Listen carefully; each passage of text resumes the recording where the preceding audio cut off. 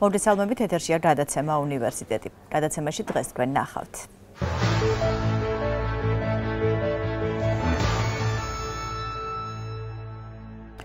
ევროკავშირი თუ ევრაზიული კავშირი, როგორი არჩევანი უზრუნველყოფს ქვეყნის დამოუკიდებლობას. 26 მაისისადმი მიძღვნილი ლექციათა ციკლი უნივერსიტეტში გადაცემის მთავარი თემაა. 9 აპრილი თუ 26 მაისი, როდის უნდა აღინიშნებოდეს საქართველოს დამოუკიდებლობის დღე? ამ კითხვაზე გადაცემის სტუმარი პროფესორი გიორგი ოთხმეზური პასუხობს. რა მიზნები ამოძრავებს საქართველოს ეკონომისტთა სამეცნიერო საზოგადოებას, რომელიც სულ ახლახანს დაფუძნდა? ნახეთ უნივერსიტეტის ქრონიკა. ინტელექტუალთა ბანკში იუბილა რისმა გორდეზიანზე მოგითხრობთ, რით დაამახსოვრა თავი მან საზოგადოებას. სტუდენტი ესეების კონკურსში გამარჯვებულ უნივერსიტეტის სტუდენტს ლიზე ყაზაიშვილს მასპინძლობს.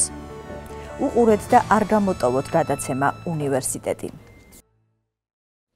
90-იან წლებში საქართველოს დამოუკიდებლობისთვის ბრძოლის ეპიცენტრად უნივერსიტეტი განიხილებოდა. სწორედ აქ ამ კედლებში მომწიფდა ის აზრი, რომელიც ქვეყნის დამოუკიდებლობას დღემდე უმარრებს ზურგს. ამიტომაც არის სიმბოლური უნივერსიტეტში საქართველოს დამოუკიდებლობაზე საუბრების წარმართვა და მთავარი მესიჯები საზოგადოებისთვის გაგზავნა. ახლა ვნახოთ სიუჟეტი გადაცემის მთავარი თემით.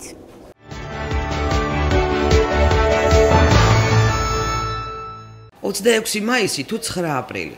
როდის უნდა აღინიშნებოდეს საქართველოს დამოუკიდებლობის დღე?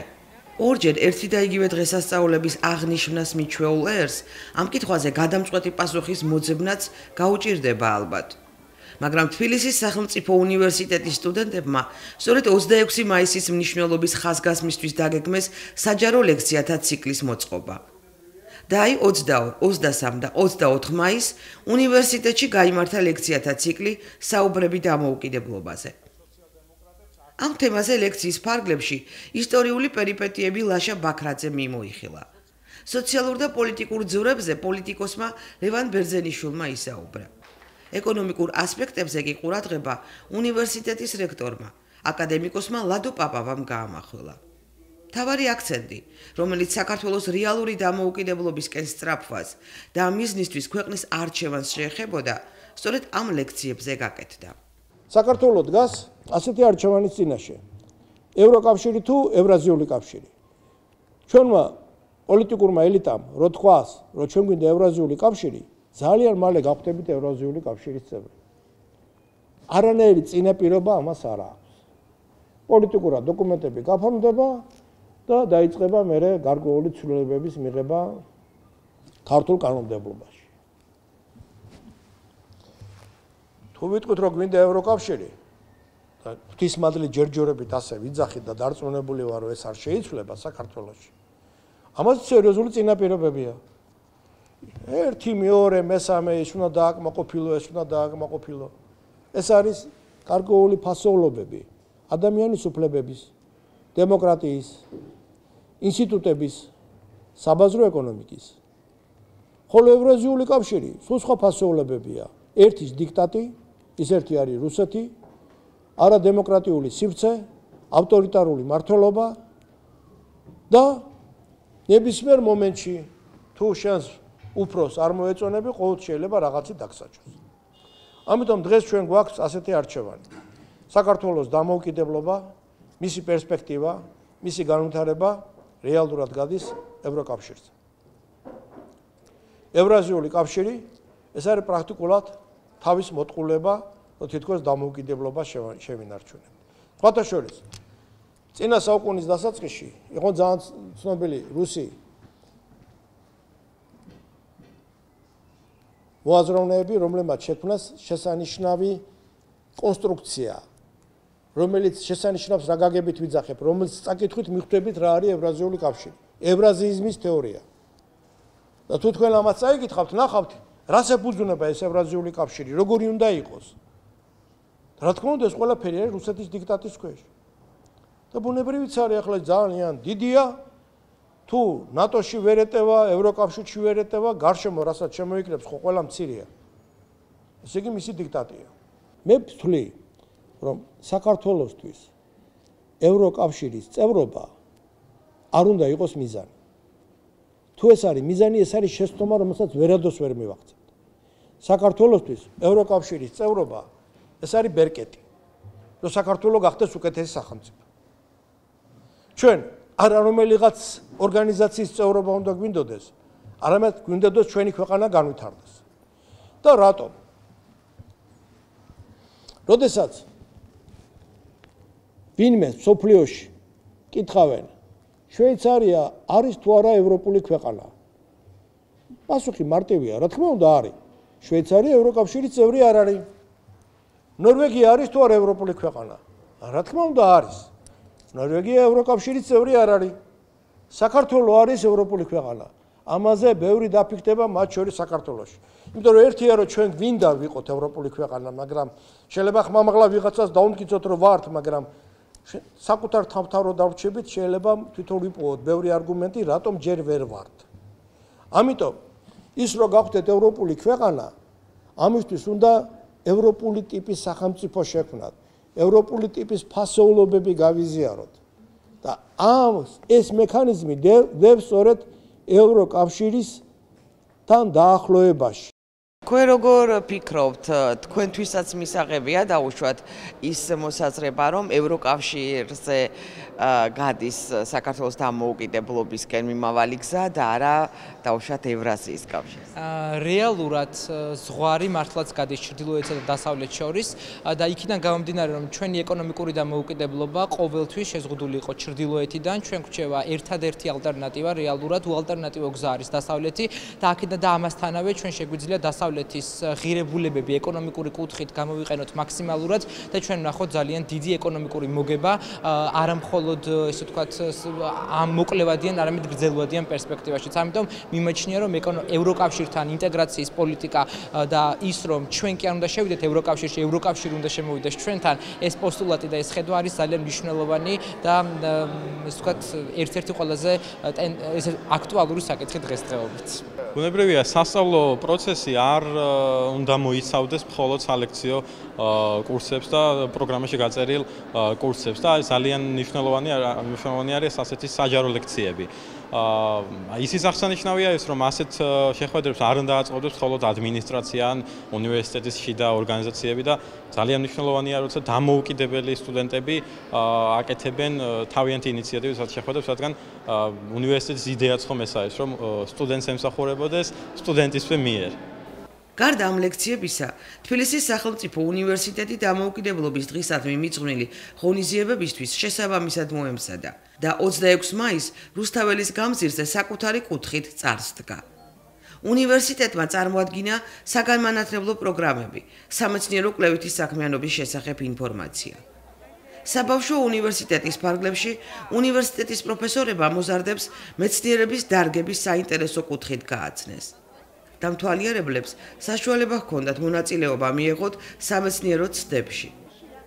საინტერესო შეთავაზება მიიღეს წიგნის მოყვარულებმა.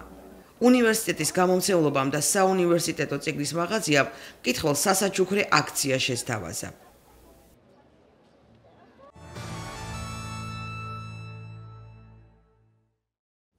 ქვეყნის დამოუკიდებლობაზე საუბარ ჩვენ ახლა განვარძობთ რადაცემის სტუმართან პროფესორ გიორგი ოთხმეზურთან.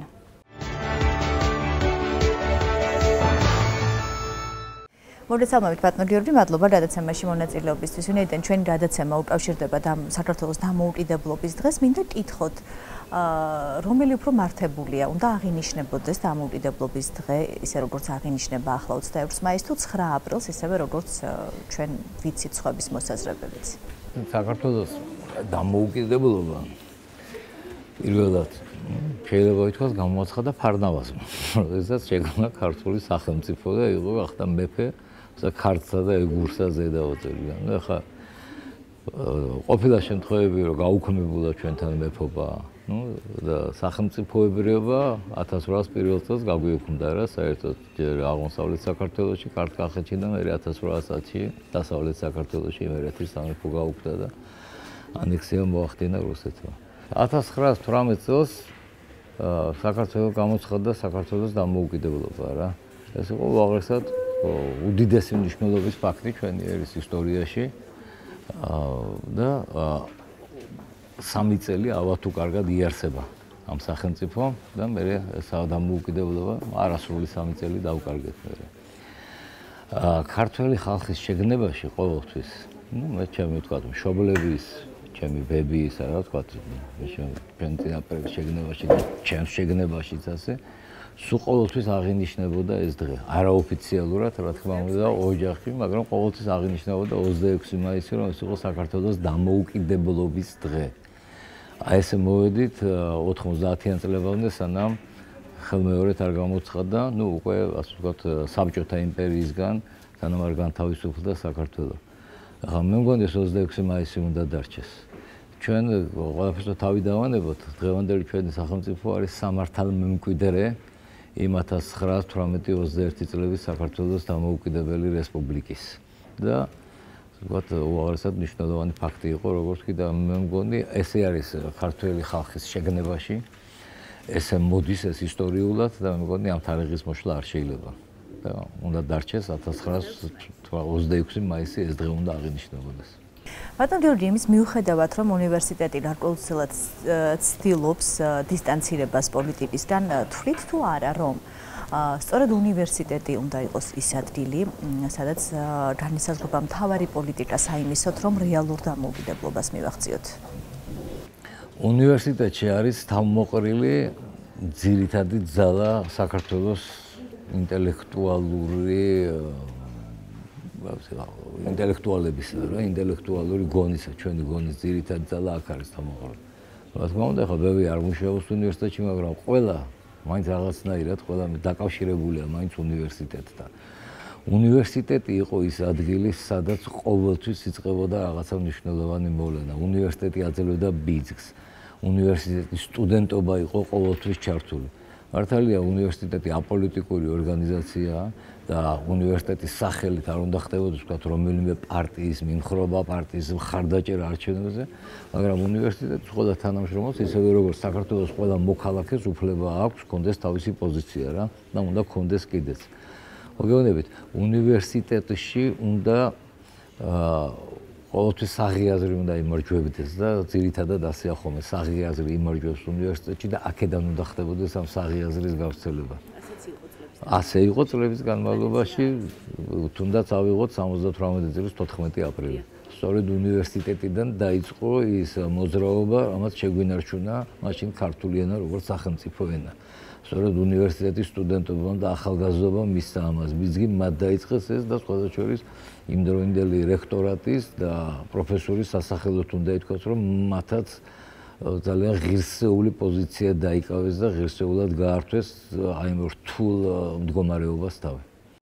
ბატონ გიორგი, ჩვენ სიუჟეტში საკმაოდ საინტერესო პოზიციას აფიქსირებს რექტორი ლადო პაპავა ამბობს, რომ ის ანიჭებს უპირატესობას ევროკავშირში გაწევრიანებას და არანაირად არ არის ევრაზიული კავშირის მომხრე.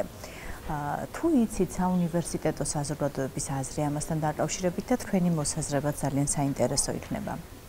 არ ვიცი, ხა იცით თვითონ საუნივერსიტეტო საზოგადოება ძირითადად რასაც უყურებ, რასაც ხედავთ,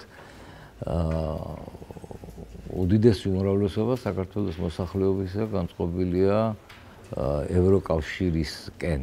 არის განწყობილი და არა ევრაზიული კავშირისკენ. თუმცა ცოტა პროცენტი იყო. არიან, კი, რა თქმა უნდა, 30% იყო თუ ვცდები. ნუ უმრავლესობა მაინც 70-30, მაინც 70 მეტია. და რაშია იცით საქმე? მე მგონი ჩვენ ისე უნდა წავიყვანოთ საქმე, რომ ამ ორმა კავშირმა არ უნდა შეუშალოს ხელი ერთმანეთს. თუ კი ვთქვათ, რუსეთიდან დადგება კატეგორიული მოთხოვნა იმისი, რომ ან ევროკავშირი და ან ევრაზიული კავშირი, ასეთი მოთხოვნა ჩვენ არ უნდა შევასრულოთ, რა თქმა უნდა და არ უნდა მივიღოთ. ჩვენ ვიმყოფებით ისტორიულად, ტრადიციულად, გეოპოლიტიკური თვალსაზრისით ევროპის და აზიის გზასაყარსია რა. ამიტომ ყოველთვის ესე იყო, ჩვენ კავშირი ჰქონდა დასავლეთთანაც, კავშირი ჰქონდა აღმოსავლეთთანაც. ვიღებდით იმასგანაც ძალიან ბევრს, გავცემდით ჩვენც, რა თქმა უნდა რა და ჩვენგანაც რაც საუკეთესო იყო, გადიოდა იქ. აი ეს არ უნდა დაირღოს და ეს ბალანსი უნდა იყოს დაცული, უნდა ჰქონდეს კავშირი იქითაც და იქითაც.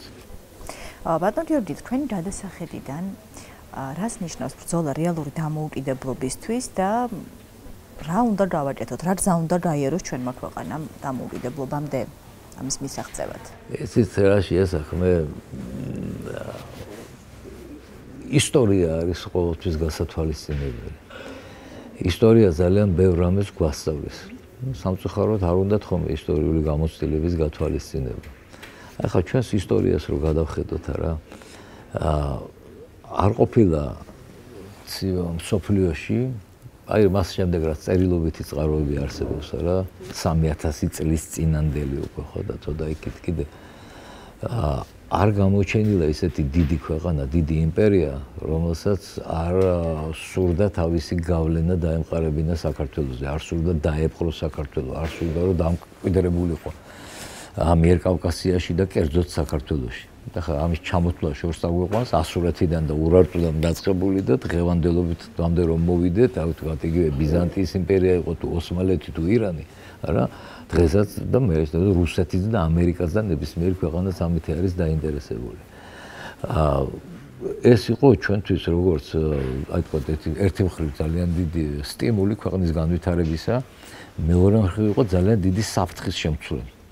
და ჩვენი მეფეები რა ყოველთვის აი ბეწვის ხიდზე დადიოდნენ, რომ ეს ბალანსი არ დაერღვიათ, რომ ქონოდათ კავშირი დასავლეთთანაც და აღმოსავლეთთანაც და თან ამავე დროს დამოუკიდებლობა შეენარჩუნებინათ. ხშირად ვერ ახერხებდნენ იმას, რომ თქვა საგარეო პოლიტიკური კურსი ყოფილიყო დამოუკიდებელი, მაგრამ ხშირად ახსოვდნენ იმას, რომ საშინაო საქმეებში მაინც არ ჩარეულიყვნენ ეს უცხოეთის დიდი ქვეყნები და დიდი იმპერიები.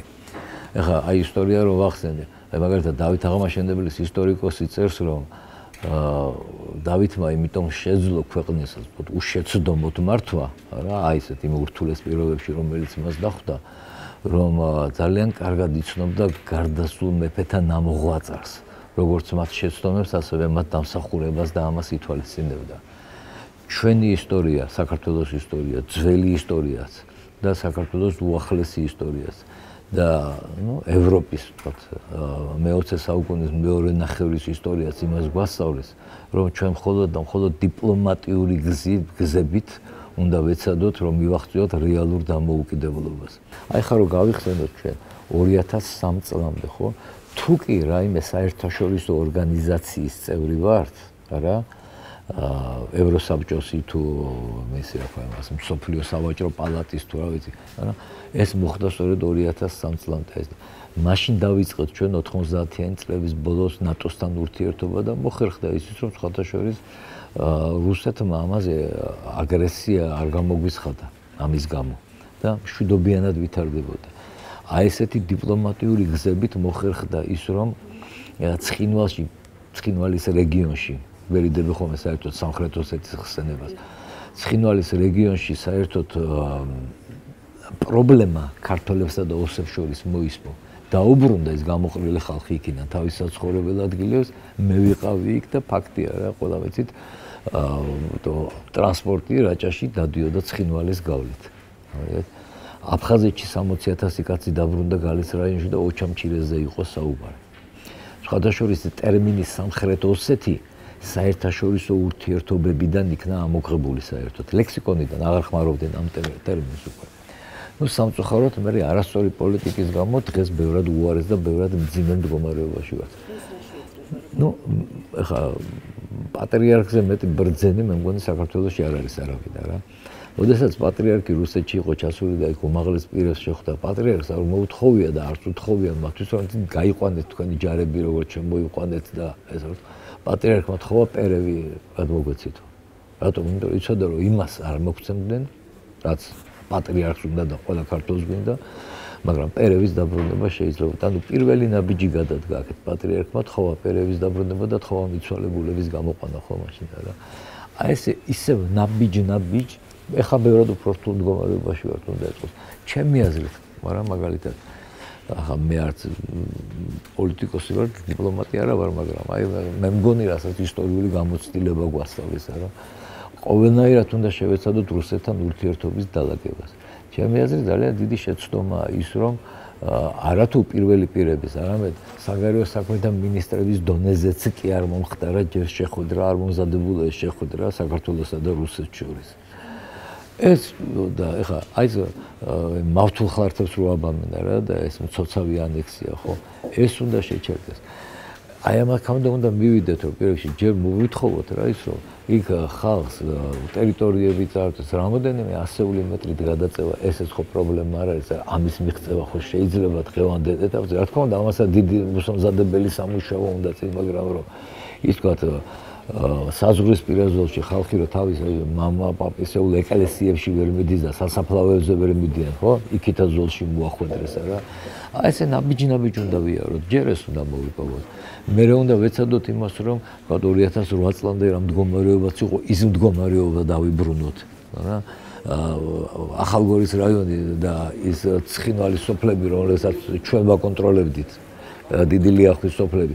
იმისთვის ჩვენ კი არ უნდა დავუერქმია ეს რა ქვია მას სამხრეთ ოსეთი რა რომ და იმისთვის კოდორის ხეობისთვის ზემო აფხაზეთი ხო არა რომ აი ამ მდგომარეობამდე მივიდეთ და მე ისევ აქ სახალხო დიპლომატია მას შეიძლება ძალიან დიდი როლი ითამაშოს და რომ აი ესე მე რომ ხალხს შორის აღდგეს ურთიერთობა და აღდგეს ნდობა და რომ შეძლონ პირველ რიგში ამ ტოლვილებმა სანამ ასე ვთქვათ სრულ იმამდე მივათ საბოლოო მიზანი რა თქმა უნდა არის სრული სახელმწიფოებრიობის და ტერიტორიული მთლიანობის აღდგენა რა მაგრამ ამას ერთდროულად ვერ მივხვდეთ ესე იგი არსებობს ან ომის გზა ან დიპლომატიის გზა ხო ჩვენ დღეს ვართ როგორ მდგომარეობაში იცით აი არც ომია და არც მშვიდობა ამიტომ ეს ყველაზე უარესია ეს ჩვენ საწინააღმდეგოდ მოქმედებს დროც ჩვენ საწინააღმდეგოდ მოქმედებს იმიტომ რომ ათეული წლები გავადა ის აფხაზეთის ტერიტორია თუ ვთქვათ ჩაასახლეს იქ რუსები და დაიკავეს იმათ მე ეს ქართველი ტოლვილები სადღა უნდა ჩავიდნენ ან ვიღაცა ემახსოვრება საერთოდ უკვე საცხოვრებელიც აღარ ქონდეს უკვე რა თქმა უნდა უკვე ისე იქნებიან აქ რომ ეს მათთვის იქნება რაღაცა აი როგორც ჩვენ დღეს ტაოკლარჯეთს ვიგონებთ აი ესეთ მოსაგონრად არ უნდა დავტოვოთ ასე რომ აი ჩემი აზრით ამას სწორედ აი ძალიან რთულ მდგომარეობაში ვართ ახლა და ძალიან დიდი მუშაობა ჭირდება ამას და სწორედ ესე ნაბიჯ უნდა მივახციოთ დიპლომატიის ძალიან დიდი მადლობა საინტერესო საუბრისთვის ბატონი გიორგი ოთხმაზური იყო ჩვენი გადაცემის სტუმარი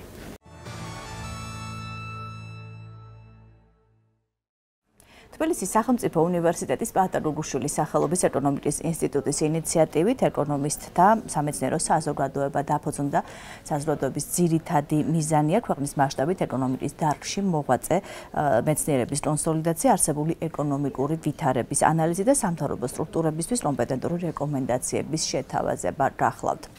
საზოგადოებას უნივერსიტეტის რექტორი აკადემიკოსი ლადო პაპავა ხელმძღვანელობს ამ და სხვა სიახლეების შესახებ ნახეთ საუნივერსიტეტო ქრონიკა.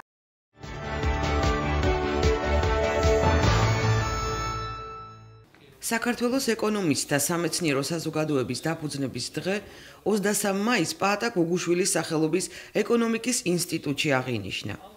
საზოგადოებაში თითქმის ყველა ცნობილი ეკონომისტია გაერთიანებული.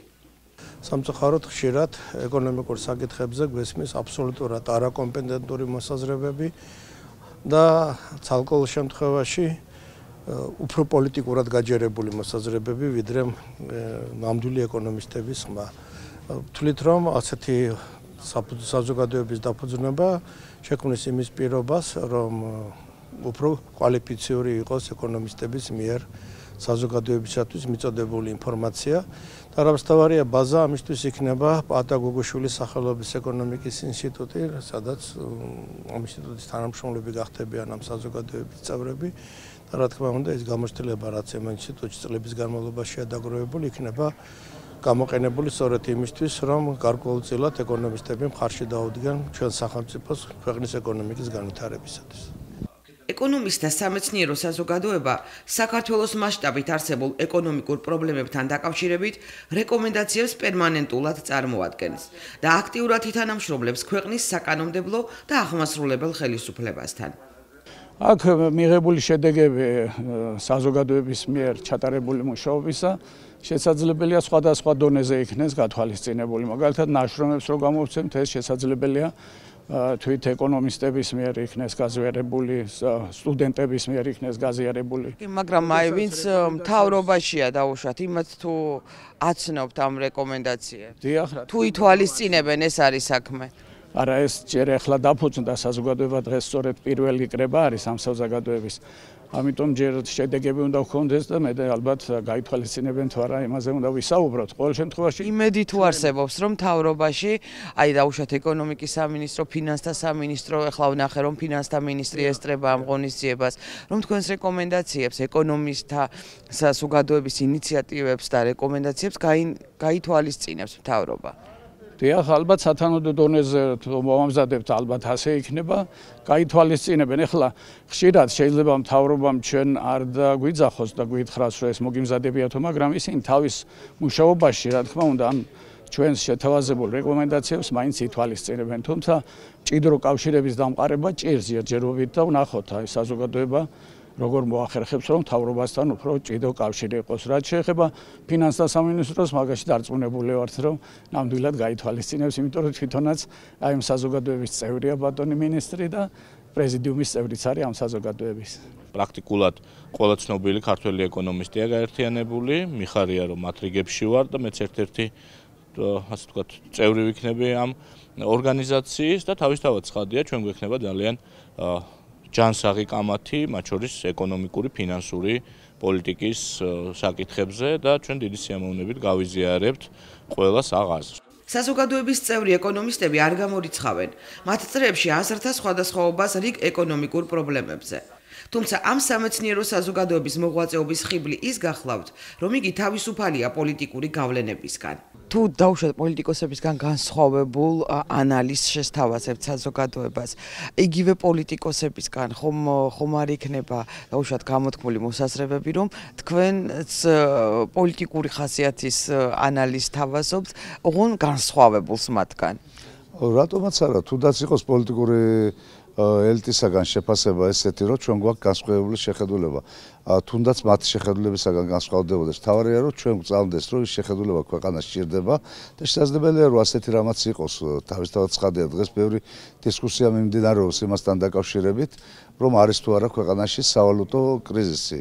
თვით ეკონომისტებს შორისაც შეიძლება იყოს ასთა სხვადასხვაობა ამ შემთხვევაში, მაგრამ ჩვენი საზოგადოების ფარგლებში ალბათ გამომუშავდება საერთო წინადადება. მე მიმაჩნია მაგალითად, რომ არსებობს სავალუტო კრიზისი, მით უმეტეს ხანგრძლივი პერიოდის განმავლობაში დევალვაცია მიმდინარეობს ეროვნული ვალუტისა და არსებობს, არის განსხვავებული პოზიცია და მით უმეტეს, როდესაც ეკონომისტებში არის ესეთი პოზიცია, რატომ არ შეიძლება იყოს პოლიტიკოსებსა და ჩვენ შორისაც განსხვავებული ან საერთო პოზიციაც. მთავარია, საზოგადოებისათვის რა იქნება საკმარისი. ფართო გაგებით მოგეხსენებათ ჩემზე კარგად, რომ პოლიტიკა გამოხატავს, რა თქმა უნდა, ეკონომიკაში მიმდინარე მოვლენებს და გარკვეულად არის ასახვა ეკონომიკური მდგომარეობისაც. აქედან გამომდინარე, მე ვფიქრობ, რომ როგორი შეფასებაც არ უნდა იყოს პოლიტიკოსების მხრიდან, მე დარწმუნებული ვარ, რომ ეს არ იქნება ცალსახა მხოლოდ განსხვავებული ყველასაგან, პოლიტიკოსების გარკვეული ნაწილიც ალბათ იმ შეხედულებებს გაიზიარებს, რომელიც იქნება სწორედ ამ საზოგადოების ფარგლებში შემუშავებული და რეკომენდირებული ჩვენი ქვეყნის მთავრობისათვის. საქართველოს ეკონომისტთა სამეცნიერო საზოგადოების მუშაობა არ იქნება ცენტრალიზებული. მისი ერთ-ერთი პრიორიტეტული მიმართულება რეგიონებთან აქტიური თანამშრომლობა და ადგილებზე წარმომადგენლობების შექმნა გახლავთ. ახლად დაფუძნებული ეკონომისტთა სამეცნიერო საზოგადოებისთვის პრიორიტეტულია ასევე საერთაშორისო მნიშვნელობის სამეცნიერო ღონისძიებების ჩატარებაც. მათ შორის იგულისხმება კონფერენციები, სიმპოზიუმები, კონგრესები, სემინარები და ასე შემდეგ.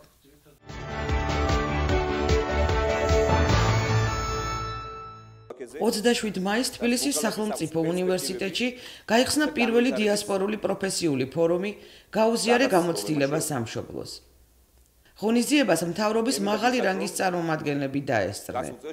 ფორუმი საქართველოს პრემიერ-მინისტრმა ირაკლი ღარიბაშვილმა გახსნა. ჩვენ დიასპორის საკითხებს ძალიან დიდ მნიშვნელობას ვანიჭებთ. მე ჩემს გამოსვლაში აღნიშნე და მინდა რომ გავიმეორო კიდევ ერთხელ, რომ სახელმწიფომ უნდა იზრუნოს საკუთარ კაპიტალს. ეს არის ადამიანი და ჩვენი მოქალაქეები, რომელთაც აქვთ უზარმაზარი რესურსი, როგორც ინტელექტუალური, ასევე ფინანსური, მილიონობით ქართველი არის ქვეყნის გარეთ, აუცილებლად მათი ჩართულობა ქვეყნის აღშენებლობის საქმეში. და სწორედ ამ მიმართულებით ჩვენ უკვე აქტიურად მუშაობთ, ვაპირებთ გავააქტიუროთ კიდევ ამ მიმართულებით მუშაობა. მე მინდა მადლობა გადაუხადო ბატონ გელა დუმბაძეს, რომელმაც აბსოლუტურად შეცვალა ეს ფორმატი. მოგესალმებით წლების განმავლობაში დიასპორა აღიქმებოდა როგორც ასოცირდებოდა მხოლოდ რაღაც კონცერტების გამართვასთან და რაღაც სუფრების გაშლასთან. ეს ასე არ არის. ეს არის მცდარი მიდგომა და ჩვენ სწორედ უნდა მივიბაძოთ იმ სახელმწიფოებს, რომელთაც აქვს უნიკალური გამოცდილება და აქვს წარმატების მაგალითები. მე ჩამოთვლი ისრაელი, ეს ამერიკას აქვს უნიკალურად და სხვა ქვეყნებს მეზობლებსაც ასევე. ასე რომ ჩვენ ამ მიმართულებით ვაპირებთ რომ გავაქტიურდეთ და გავაძლიეროთ ქართული სათვისტომოები ევროპაში, ამერიკაში, ყველგან მთელ მსოფლიოში, რაც თავისთავად გააძლიერებს ქართულ სახელმწიფოს. პირველი დიასპორული პროფესიული ფორუმის ფარგლებში მსოფლიოში გაფანტული ინტელექტუალური რესურსის საქართველოში თავმოყრა გახდა შესაძლებელი. ფორუმში მონაწილეობის მისაღებად საქართველოში ჩამოვიდნენ საზღვარგარეთ მოქმედი დიასპორული ორგანიზაციების ხელმძღვანელები, სხვადასხვა სფეროში მოღვაწე პროფესიონალები, საერთაშორისო ორგანიზაციების წარმომადგენლები, საქართველოს პირველი რესპუბლიკის ხელმძღვანელების შთამომავლები. ფორუმის თემატურ ჯგუფებში გაიმართა დისკუსია და დებატები, რათა გამოიკვეთოს დიასპორის ინიციატივები პრობლემათა გადაჭრისათვის და მდგრადი სტრატეგიის ჩამოსაყალიბებლად, რასაც სამომავლოდ ხელშესახების შედეგები მოჰყვება.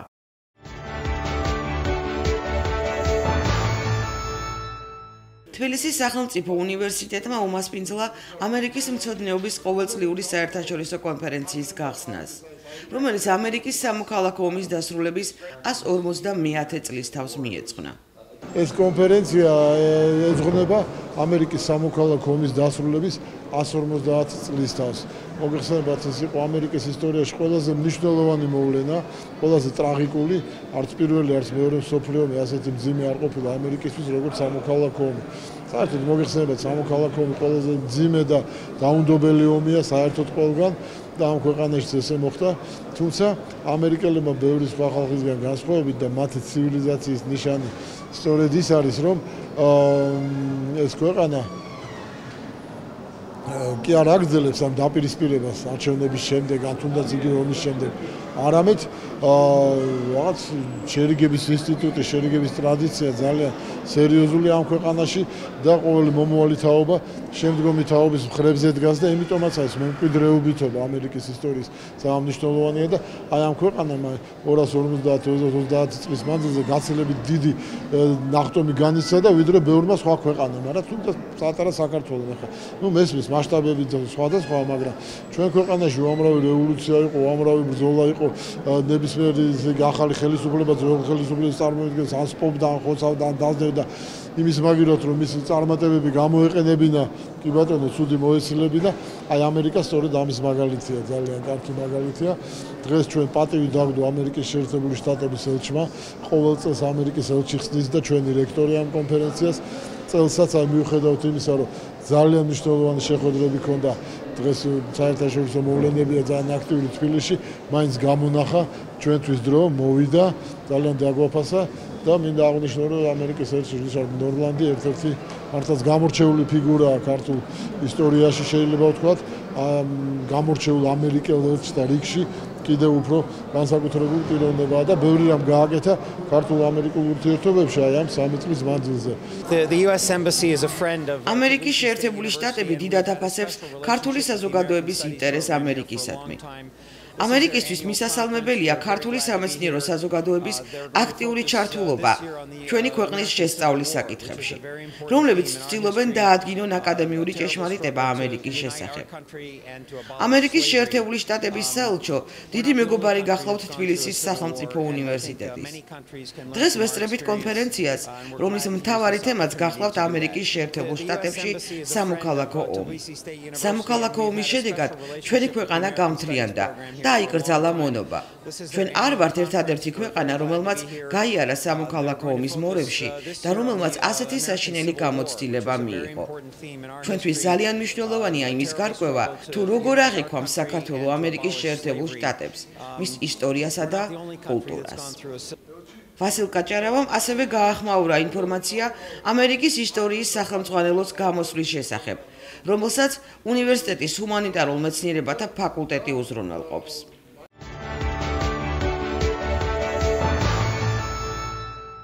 უნივერსიტეტში 14 მაისს ბრიტანეთის მხატვრებისა და შოტლანდიელი პოეტის რობერტ ბერნსის შემოქმედებისადმი მიძღვნილი საღამო გაიმართა. ღონისძიებაში თბილისის 116 საჯარო სკოლის მოსწავლეებმა მიიღეს მონაწილეობა. მათ ბრიტანეთის მხატვრებისა და რობერტ ბერნსის შემოქმედება ქართულ, ინგლისურ და რუსულ ენებზე წარმოადგინეს. საღამოს ორგანიზება თბილისის 116 საჯარო სკოლის ინგლისური ენის პედაგოგმა, მთარგმნელმა ნანა ქუთათელაძემ გაუწია. ბრიტანული ხელოვნებისადმი მიძღვნილ ღონისძიებას უნივერსიტეტის საბავშვო უნივერსიტეტმა უმასპინძლა და იგი თესეუს აკადემიური განვითარებისა და უწყვეტი განათლების ცენტრის ხელმძღვანელის, ბატონ გია მამულაშვილის, პროექტების კოორდინატორის გიორგი გრიგოლაშვილისა და თესეუს საბავშვო პროგრამების კოორდინატორის მარინა ლომოურის ხელშეწყობით გაიმართა. შოტლანდიური პოეზია თვალსაჩინოა და გამორჩეულია რობერტ ბერნსის და მრავალი სხვა მწერლის გამო. სწორედ ამიტომ მე გადავწყვიტე, რომ ბავშვებისთვის გამეცნო ამ წყინვალე პოეტის შემოქმედება. გარდა ამისა, მინდა თქვა, რომ 20 წელია მე მეგობრობ შოტლანდიელ ქალბატონთან და ჩვენ ერთმანეთს უგზავნით უამრავ მასალას, ჩვენი ქვეყნის მწერლების, ხელოვნების წარმომადგენლების შესახებ და მე დამიგროვდა უამრავი მასალა. ეს მასალა მე გამოვიყენე ამ ღონისძიებისთვის და დიდი სურვილი მაქვს, რომ გავუგზავნო ამ ქალბატონ ფრენსის მაგოვანს ეს მასალა ჩვენი ქართველი ბავშვები როგორ კითხულობენ ქართულად, რუსულად, ინგლისურად რობერტ ბერნს. რობერტ ბერნსი მე-18 საუკუნის ცნობილი შოტლანდიელი პოეტი, სიმღერების ავტორი და შოტლანდიის ეროვნული გმირი იყო, რომლის დაბადების დღესაც დიდი ბრიტანეთის საელჩო მთელს მსოფლიოში ზეიმობს. და მაინც, ვინ იყო რობერტ ბერნსი და რატომ აღიარეს იგი ეროვნულ გმირად? ის იყო ღარიბი ფერმერი, პატრიოტი, პოეტი, რომელმაც არაერთი უმშვენიერესი ლექსი მიუძღვნა თავის სამშობლოს. ფეხით შემოიარა შოტლანდია, შეაგროვა ხალხური ლექსები თუ სიმღერები და თავის ხალხს დაუტოვა ერის საგანძური. ეს პატრიოტული საქმე რობერტ ბერნსმა სრულიად უსასყიდლოდ გააკეთა. ღონისძიება, რომელიც უნივერსიტეტში ჩატარდა, ორ პროექტს მოიცავდა: რობერტ ბერნსის პოეზიას და ბრიტანელი მხატვრების ცხოვრებას და შემოქმედებას. ეს იყო შესანიშნავი, კრეატიული, შემოქმედებითი, საინტერესო ბავშვებისთვის გაკეთებული ღონისძიება, როდესაც ბავშვებმა ერთთან თვითონაც წარმოადგინეს თავიანთი ხედვა სხვადასხვა ესეთი საინტერესო საკითხის და მასწავლებლებიც დაეხმარნენ, რომ ეს ხედვა გაშენოდათ. ერთი მარტო ის რა დღის, რომ შოტლანდიის პოეზიაზე ესე ღრმა ინფორმაცია მოიპოვეს და გაიგეს და რობერტ ბერნსი, რომელიც არის მსოფლიო ლიტერატურის და მსოფლიო პოეზიის ერთ-ერთი ღირსშესანიშნავი წარმომადგენელი, ასე კარგად განიხილეს და კარგად წარმოაჩინეს. მეორე ნაწილიც საინტერესო იყო, როდესაც ინგლისელი მხატვრების ნამუშევრები იყო განხილული. ძალიან საინტერესო, რომ ასეთი ღონისძიებები გაკეთეს სხვადასხვა ქვეყნების მიეძღვნა სხვადასხვა ქვეყნების ხელოვანებს. და რა თქმა უნდა, მთავარი დამსახურება არის ქალბატონი ნანა ქუთათელაძის, რომელიც არის გარდა იმისა, რომ მასწავლებელი და ასწავლის ჩვენივად ინგლისურს, გარდა ამისა, ხელს უწყობს, რომ აი ესეთი საინტერესო დღეები გქონდეთ ბავშვებს გასახსენებლად მომავალში. და ყოველთვის ეყვარებათ რობერტ ბერნსი ალბათ. დარბაზში გამოფენილი იყო 116 სკოლის მე-6 კლასელის გვანცა ჯავახიშვილის ნახატები, რომელმაც დიდი შთაბეჭდილება მოახდინა დამსწრე საზოგადოებაზე.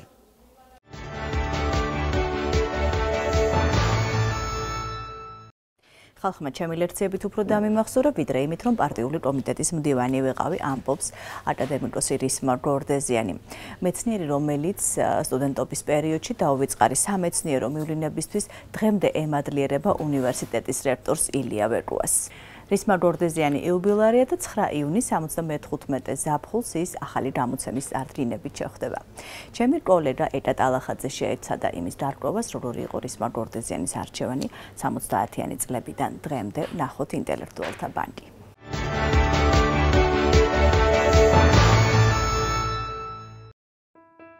შაბათი დღე იყო, როდესაც თბილისის სახელმწიფო უნივერსიტეტის მერვე კორპუსში რისმა გორდეზიანს ვესტუმრე.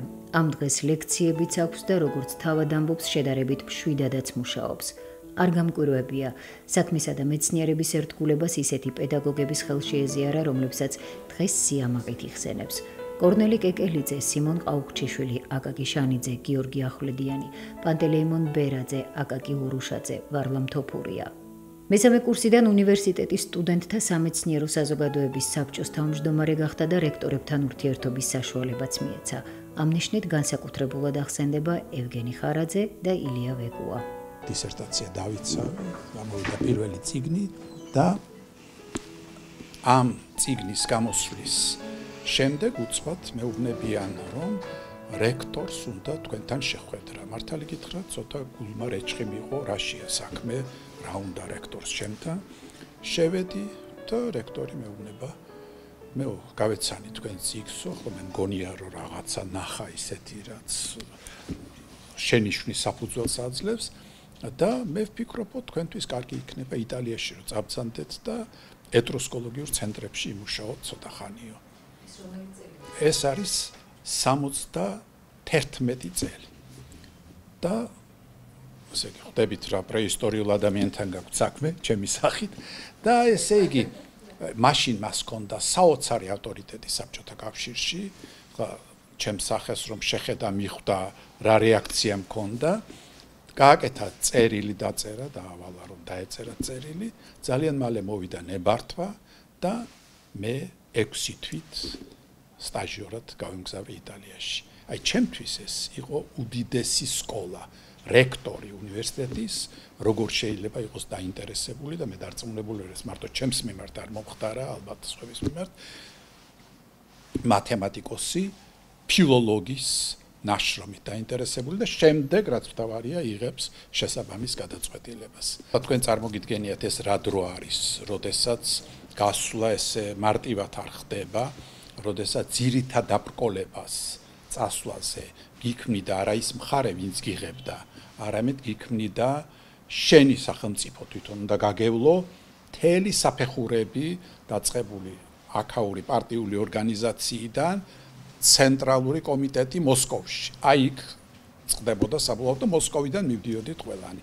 ასე რომ შეიძლება ითქვას, რომ ეს იყო მართლაც უდიდესი საჩუქარი, მაგრამ წასვლამ იქ ჩვენ მე პირადად მომცა მთელი ცხოვრების შემდეგ საზრდო, იმიტომ რომ მართლა ზღაპრული მქონდა სტაჟირება, იქ ცხოვრობდნენ ჩემი მეუღლის ნათესავები, ყაუხჩიშვილები, ნინა და გუგული ყაუხჩიშვილი, მათ ყველაფერი გააკეთეს იმისთვის, რომ მე მთელი იტალია მენახა, თვითონ ის ორგანიზაციაც საკმაოდ კარგად გეგმავდა ჩვენ ყოფნას, ვინც გვიღებდა და მე გარდა იმისა, რომ იტალიური ვისწავლე, რამდენიმე თვის განმავლობაში უნიკალურ ბიბლიოთეკაში მუშაობით რომში, სადოქტორო დისერტაცია დავასრულე, ნახე მთელი იტალია და თქვენ წარმოგიდგენიათ ეს რას ნიშნავდა, ესე იგი 6 თვე თავისუფლების ჰაერით ვსუნთქავდი და ჩემი ოცნების ქვეყანაში. ასე რომ ჩემს გზაზე, ცხოვრების გზაზე, თბილისის უნივერსიტეტში ძალიან ბევრი კეთილისმყოფელი იყო, ბევრი მასწავლებელი მყავდა და მე ბედნიერი ვარ იმით, რომ შემიძლია ვიამაყო, რომ ისინი იყვნენ ადამიანები, რომლებმაც ძალიან ბევრი მომწეს ცხოვრებაში. მიუხედავად იმისა, რომ შეეძლო უცხოეთში დარჩენა არასოდეს უფიქრია. ერთ-ერთი ყველაზე უფრო რთული იყო აპრილის დღეები, როდესაც ენის საკითხი წყდებოდა, ეს არის 78 წელი და იმ დროს მე მომიხდა ორმაგი თამაშის შესრულება. ერთის მხრივ სტუდენტებისთვის ყველაფერი უნდა გამეკეთებინა, რომ მათ ეს აქტივობა გამოევლინათ, მაგრამ როგორ გამეკეთებინა მე ვერ ვეთყოდი, აბა გამოდით და ესე იმიტომ სისულელე იქნებოდა. მე პირიქით ცდილობდი, რომ აი მე თქვა ეს დაფიქრდით, როგორ არის.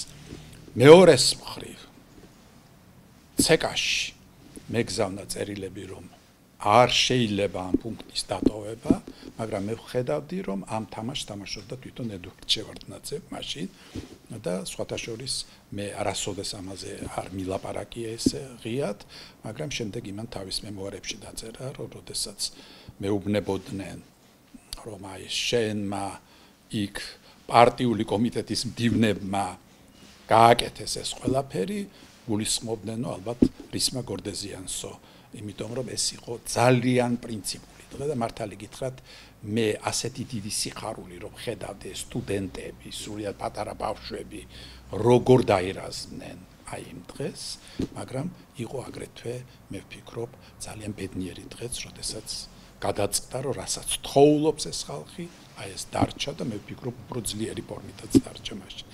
მეორე მომენტი, ეს იყო, როდესაც სამოქალაქო ომები მიდიოდა, ეს იყო მაშინ მართლა ძალიან რთული მომენტი, საით უნდა წასულიყავი, რისთვის უნდა დაგეჭირა მხარი, ვისთვის უნდა დაგეჭირა მხარი და აი მაშინ მე ვფიქრობ, ძალიან სერიოზული იყო არჩევანი, რომ არც ერთ მხარეს არ გაგებოდი ფიანდაზად და მესამე მომენტი, გეტყვით, ეს იყო პერიოდი, როდესაც 2006 წელს უნივერსიტეტში ჩატარდა დიდი წმენდა, მე ვიტყოდი, წმენდა არა 37 და 38 წლის კრიტერიუმებით, არამედ პირდაპირ უბრალოდ გაუშვეს თანამშრომლები. აი ეს ყველაზე რთული უნივერსიტეტთან დაკავშირებული მომენტები. 1978 წლის აპრილის მოვლენები ვახსენეთ და უნდა ითქვას, რომ იმ პერიოდში რისმაკ გორდეზიანი პარტიული კომიტეტის მდივანი იყო. ჩვენ უკვე მოვისმინეთ, თუ როგორ მოახერხა მან პარტიული და ეროვნული ინტერესების გამიჯვნა, მაგრამ საინტერესოა, რამდენად იოლად მიიღო საერთოდაც ეს წინადადება. ჩემი პარტიაში შესვლა იყო ძალიან საინტერესო მომენტთან დაკავშირებული. უნივერსიტეტის პარტიული კომიტეტის მდივნად მოვიდა აკაკი კარანაძე, იყო ასეთი იურისტი. შემდეგ ის ცეკაში მუშაობდა და ეს გადაიყვანეს. მოვიდა და მან უნივერსიტეტში ახალგაზრდები ხო მაშინ ძალიან ახალ მე მგონი ეს არის 1966 თუ 7 წელი. მან დაგვიბარა ახალგაზრდები, ვინც მაშინ ასე თუ ისევ ჩანდით უნივერსიტეტში და გვითხრა. ხო ხედავთ ეს ქვეყანა როგორი დეგენერაციის გზით მიდის. თუ აქ ხალხი არ მოვიდა ისეთი პარტიაში, რომელსაც შეუძლია შეცვალოს ამ პარტიის მენტალიტეტი, ჩვენ არაფერი არ გვეშველება. და იმ ახსოვს მაშინ დიდი წლის შემდეგ მე მივედი მამაჩემთან, რომელმაც ყველანაირი რეპრესიები და ეს გაიარა და უამრავი მეგობარი დაუხრიტეს და ეს ყველაფერი ნახა. ქონდა, მე ვფიქრობ, ერთდღიანი თუ ორდღიანი დისკუსია. შემდეგ ჩემი ახლობლები, კარგი მეგობრები იყვნენ, ზვიად გამსახურდია და იმისი წრე, ქონდა მათთანაც ამ საკითხზე მსჯელობა და ბოლოს გადამიწყვიტეს, რომ არ არის პრობლემა. შენ წადი და ეხა უნივერსიტეტში მაშინ დაინიშნა საჯარო ლექციები. სოფლიო კულტურის მწვერვალები, ინიციატორი მე ვიყავი, შევდივარ და 800 კაციან აუდიტორიაში ვკითხულობ ჰომეროსზე ლექციებს. ეს კონტრასტები იყო საოცარი ჩემს ცხოვრებაში, მაგრამ ხალხმა დამიმახსოვრა იმ ლექციებით და არა იმითი, რომ ვიყავი პარტიული კომიტეტის მდივანი. ამასობაში კოლეგები ესტუმრენ და დროებით შევწყვიტეთ კიდეც საუბარი, მაგრამ კაბინეტს ისე ვერ დავტოვებდი თვალმოკრული ძველი კარადისა და უძველესი ბერძნული გამოცემების ამბავი რომ არ მეკითხა. ეს არის საბერძნეთში სპეციალური გამომცემლობა თესალონიკში, რომელიც აკეთებს ძველი ანტიკვარული წიგნების კოპირებას. და სცემენ ახლა ისეთი ფორმით, თითქოს ეს არის ანტიკვარული წიგნი. და ვინც მოდის, ყველა ფიქრობს, რომ აქ რაღაც ძალიან დიდი ანტიკვარიატი ინახება, მაგრამ სინამდვილეში ეს არის ასლები. სხვათა შორის გარემოც შესანიშნავი აქვს. კარადაზე უნდა გკითხოთ. ეს არის ძველი კარადა, რომელიც დამხვდა, მე რო სტუდენტი ვიყავი, ჩვენ კლასიკური ფილოლოგიის კათედრაზე, შემდეგ იმოგზაურა და ბოლოს აქ არის, რადგან აქ დაიდო ახლა ჩვენმა ინსტიტუტმა. და ახლა აუცილებლად ვიხილოთ თქვენი უნიკალური ბიბლიოთეკა.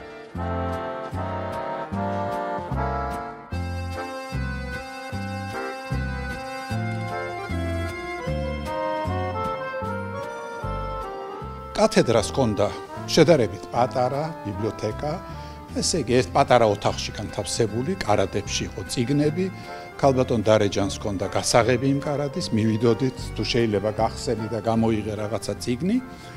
შემდეგ შეიქმნა ხმელთაშუა ზღვის კულტურების კვლევის ლაბორატორია, რომლის ხელმძღვანელი მე ვიყავი და ჩემი ინიციატივით შეიქმნა მაშინ და დავიწყეთ ახალი ბიბლიოთეკის აგება. აი, აქ იყო ასეთი ამბავი. ჩავთეთ ლაიფციგი, ჩემი კოლეგები, გერმანიიდან, იტალიიდან გზავნიდნენ წიგნებს და ეს ამ ბიბლიოთეკაში ეწყობოდა. ჩემმა კოლეგამ მოსკოვიდან გამიკეთა საქმე, რომ ლენინის ბიბლიოთეკის დუპლიკატების განყოფილებაში შევსულიყავი და მითხრა რამდენიმე კარგ წიგნს იქიდან საჩუქრად გამოგატანენ. შევედი ამ დუპლიკატების განყოფილებაში და კატალოგი რომ ნახე, მე ვიფიქრე, რომ რაღაცა მომივა, იმიტომ რომ იყო უბწყინვალესი წიგნები. 2 კვირა ვიჯექი იმ დუპლიკატების განყოფილებაში და 5000 წიგნის კარტოტეკა შევადგინე. და თქვენ წარმოგიდგინეთ, მოსკოვის ლენინის ბიბლიოთეკამ გადმოგვიგზავნა ეს საჩუქრად, როგორც ესეთი კეთილი ნების გამოხატულება. შემდეგ იყო ასეთი მეცნიერი ბელეცკი უკრაინაში და მან თავისი ბიბლიოთეკა გადმოგცა. ახლა თქვენ აი აქ ხედავთ გერმანელი მეცნიერი ცნობილი იყო ერნსტ გუნტერ შმიტი, ჩვენი დიდი მეგობარი, მან ანდერძით დაგვიტოვა თავისი ბიბლიოთეკა. შემდეგ არის აქა იურგენ ვერნერი, გერმანელი მეცნიერი, რომელიც ცოცხალია, ღმერთმა დიდხანს კარგად ამყოფოს, თავის წიგნებს გვიგზავნის ჩვენ. არის ბიზანტინისტიკაში რიტერი და იგი თავის ბიბლიოთეკას გვიტოვებს.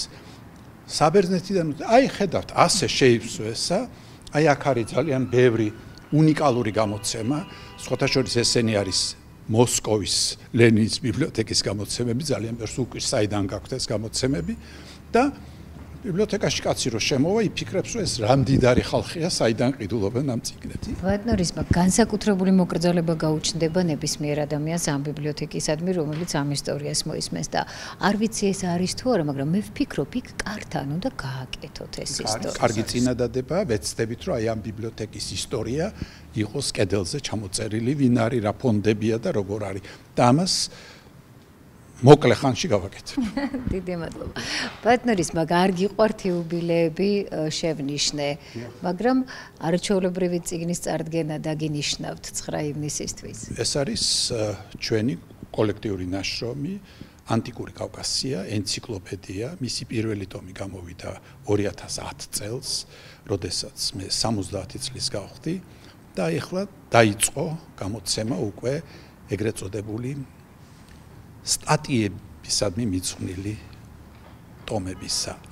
სტატია, ეს არის ძალიან ბევრი სტატია, კერძოდ მე იქ მაქვს თუ არ ვცდები 70-მდე სტატია დაწერილი და მინდა რომ ჩემი სიცოცხლის განმავლობაში დავასრულოთ ამ ენციკლოპედიის გამოცემა, ძალიან მნიშვნელოვანი იქნება. მოდით ჩვენი შეხვედრა ასე დავასრულოთ. არ ვიცი ეს წინადადება თქვენთვის რამდენად მისაღები იქნება, მაგრამ ჩამოვიშოროთ ახლა ჩვენი დღევანდელი ყოფიერება. ის სადაც თქვენ გეჩქარებათ, ის საითკენაც მე მეჩქარება. გადაავლით ახლა ამ თქვენს ბიბლიოთეკას თვალი და რომ გქონდეთ მოცალეობა. რომელ წიგნს გადმოიღებდით და დაჯდებოდით მშვიდად წყნარად აქ ცოტა ხნით. ეხლა მე რომ მქონდეს მოცალეობა დავჯდებოდი შვიდად ავიღებდი ჰომეროს, ჩემს საყვარელ ავტორს და ერთ-ორ იმ ადგილს გადავავლებდი თვალს კიდევ ერთხელ, რომელიც ძალიან მიყვარს. 9 ივნისს აკადემიკოსი რისმა გორდეზიანი 75 წლის ხდება. ბუნებრივია ვულოცავთ და მისგან ერთ რჩევას ვიტოვებთ. როგორ უნდა იქცეოდეს დილემის წინაშე მდგარი ღირსეული ადამიანი, რადგან ჩვენს საქმესაც და სახელსაც დიდწილად არჩევანი განსაზღვრავს. მე ვფიქრობ, ადამიანი უნდა იქცეოდეს ისე, როგორც მას მისი არსება კარნახობს, რომ სწორია. ასე უნდა გააკეთო. არც ერთ მომენტში არჩევანს არ უნდა აკეთებდეს კონიუნქტურიდან გამომდინარე. როგორც კი ერთხელ ამ გზაზე დაუშვებს შეცდომას, შემდეგ შეცდომა მოხდება.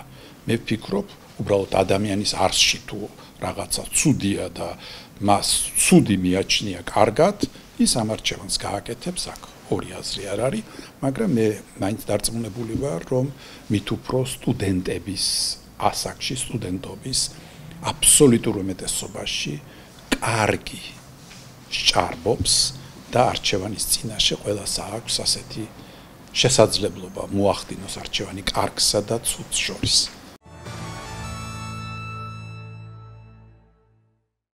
ევროპის რეკონსტრუქციისა და განვითარების ბანკის მიერ კავკასიის რეგიონში ორგანიზებული ესეების კონკურსში თბილისის სახელმწიფო უნივერსიტეტის ფსიქოლოგიისა და პედაგოგიურ მეცნიერებათა ფაკულტეტის სტუდენტმა ლილე ყაზაიშვილმა გაიმარჯვა.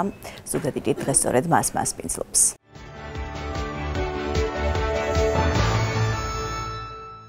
ლილე ყაზაიშვილმა ჯერ კიდევ ქუთაისის მე-9 საშუალო სკოლაში სწავლის პერიოდში გადაწყვიტა, რომ ფსიქოლოგის პროფესიას დაუფლებოდა. ადამიანების ქცევის მოტივებზე დაფიქრდა და ამ ყველაფრის ასახსნელად სათანადო განათლება იყო საჭირო. ამბობს, რომ თბილისის სახელმწიფო უნივერსიტეტში ფსიქოლოგიის საუკეთესო სკოლაა და რომ საქართველოში სწავლის პირობებში საუკეთესო არჩევანიც გააკეთა. ალბათ მსგავსი დამოკიდებულების დამსახურებაა, რომ დღეს უკვე ფსიქოლოგიის და განათლების მეცნიერებათა ფაკულტეტის მე-4 კურსის სტუდენტი ევროპის რეკონსტრუქციისა და განვითარების ბანკის მიერ კავკასიის რეგიონში ორგანიზებული სტუდენტური ესეების კონკურსის გამარჯვებულია. ესეების კონკურსის ორგანიზება დავიწყეთ გასული წლის ბოლოს, დეკემბრის თვიდან. მაშინ მონაწილეობდა საქართველოდან 2 უნივერსიტეტი, ივან ჯავახიშვილის თბილისის სახელმწიფო უნივერსიტეტი და თავისუფალი უნივერსიტეტი, თავისუფალი და აგრარული ერთად იყო წარმოდგენილი, ასევე ერთი უნივერსიტეტი ბაქოდან, ადას უნივერსიტეტია თორცდები და ერთი უნივერსიტეტი სომხეთიდან, ეს იყო ერევნის ამერიკული უნივერსიტეტი. 2015 წლის 15 იანვრისთვის კომისიას 30 ესე ჰქონდა განსახილველი. ჩვენ ვთხოვეთ ფაკულტეტებს, რომ წარმოედგინათ, დაესახელებინათ უბრალოდ თითო ადამიანი კომისიის წევრად. ჩვენთან არის 7 ფაკულტეტი და არის კიდე 3 სკოლა, რომელიც ასევე თესეუს ნაწილი არის, ეს არის ტურიზმის სკოლა, ეს არის ICT, ანუ ეკონომიკის საერთაშორისო სკოლა და ასევე ევროპული კვლევების ინსტიტუტი, ანუ სულ გამოვიდა 10 სტრუქტურული ერთეული. საკონკურსო თემის სახელწოდება გახლდათ ჩვენი მომავლის ისტორია, ჩვენი საფრთხეები, ჩვენი იმედები, ჩვენი ცხოვრება. არ იყო შეზღუდვა სტილში, სიტყვების რაოდენობაში, რაც არის ხოლმე სტანდარტულად და ასე შემდეგ. ანუ მე დავინახე დამოკიდებულება, რომ მე როგორც კონკურსანტი ნებისმიერ ვიქნებოდი ღირებული მათთვის და ჩემი გადაწყვეტილება, ჩემი თავისუფალი არჩევანი იქნებოდა მათთვის მნიშვნელოვანი და მისაღები. ლილე განმარტავს, რომ მისი ნაშრომი ადამიანის ეგზისტენციალურ განცდებს ასახავს იმ საზოგადოებაში, რომელიც რბილად რომ ვთქვათ, არაკეთილგანწყობილია ინდივიდის მიმართ. საკმარისია რომ გახვიდე თოშოთ უნივერსიტეტის სივრციდან.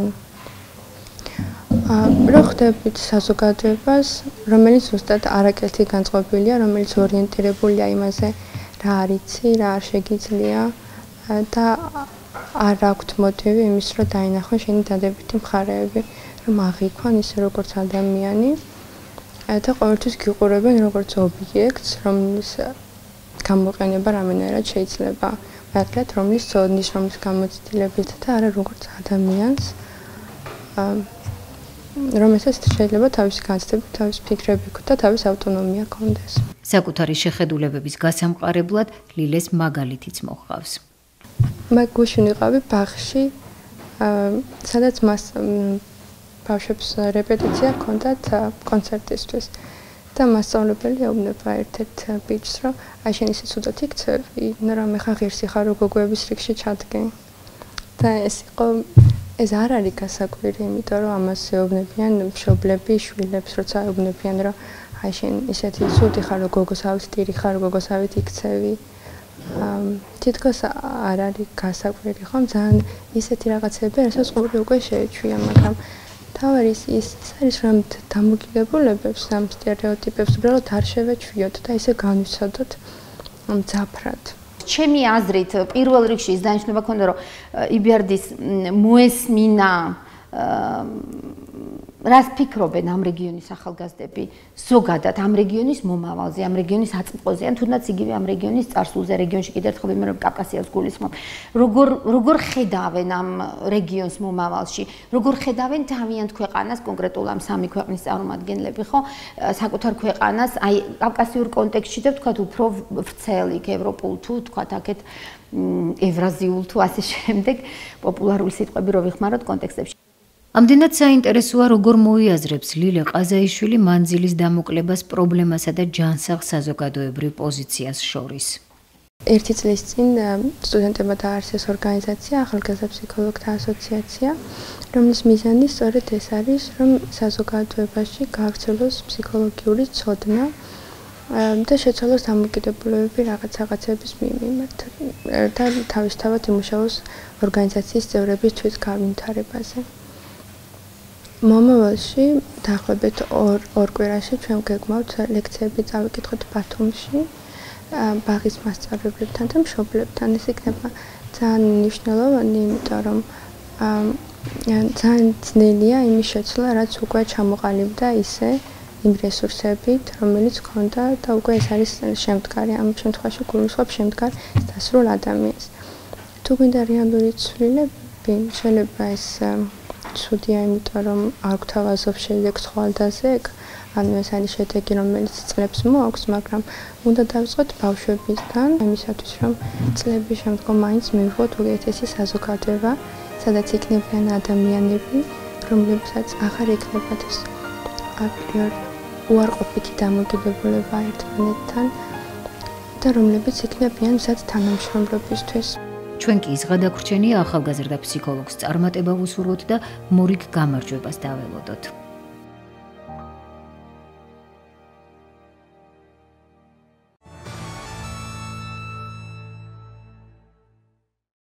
დღეს ჩვენ ამით გემშვიდობებით გვიყურეთ ყოველ შაბათს საღამოს 5 საათზე საზოგადოებრივი მაუწყებლის მეორე არხის ეთერში. მადლობა რომ გვიყურეთ, ნახვამდის.